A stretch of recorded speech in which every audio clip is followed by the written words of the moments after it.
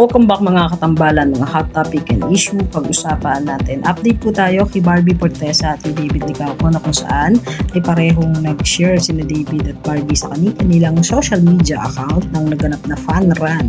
Si David nga po ay tumakbo naman para po sa Rexona 10 Miller Run at makikita nga na nasa unahan pa itong si David doon sa pagbubukas ng fan run ng Rexona at makikita rin yung dami ng mga taong nakipag-participate at sumali doon sa fan run ng Rexona na kung saan nga po ay pinangungunahan ng pambansang Ginoo.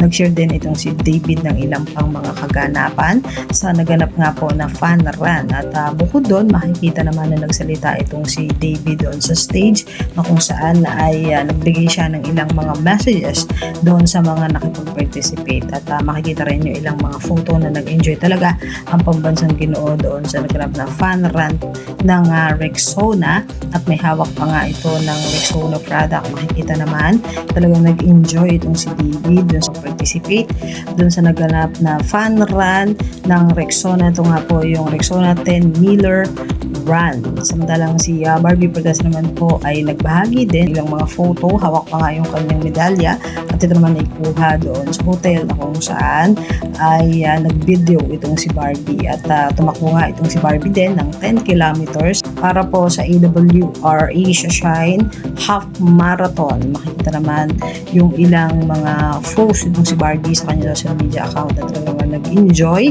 ang isang Barbie Fortesa. Yung mga update natin ngayon kay Barbie at kay David, yung mga katambalan, ano masasabi nyo? Mag-comment lang sa comment section at pag-usapan natin. Yan ang mga hot topic and issue dito lamang sa Tambalang Chiki.